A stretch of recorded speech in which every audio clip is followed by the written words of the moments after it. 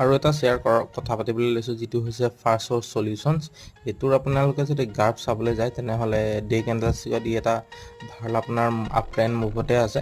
কাৰণ ইয়াত যদি আপোনালোকে চাবলৈ যায় নহয়, এই পেটাৰ্ণটোৱে ইয়াত যিটো পেটাৰ্ণ দিছে, হয়তো সেই পেটাৰ্ণটোৱে আকৌ ইয়াত এনেকৈ মানে হোৱাৰ এটা আশা আছে। তো সেইটো হিচাপে চাবলৈ গ'লে বৰ্তমান এইটো এটা এইখিনিত এণ্ট্ৰিৰ এটা ৰাইট প্ৰাইচ হয়, আপোনালোকে এইটো এটা এণ্ট্ৰি কৰিব পাৰে।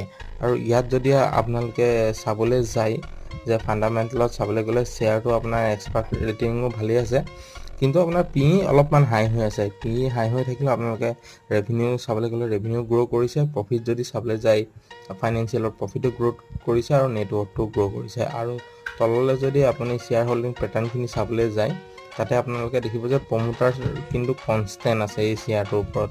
ৰিটেইলৰটো আৰু FII মিউচুৱেল ফাণ্ডখিনি আপ ডাউন হৈছে, কিন্তু প্ৰমোটাৰটো কনষ্টেণ্ট আছে। সেইটো হিচাপত চাবলৈ গ'লে এইটো আপোনালোকে বাইঙৰ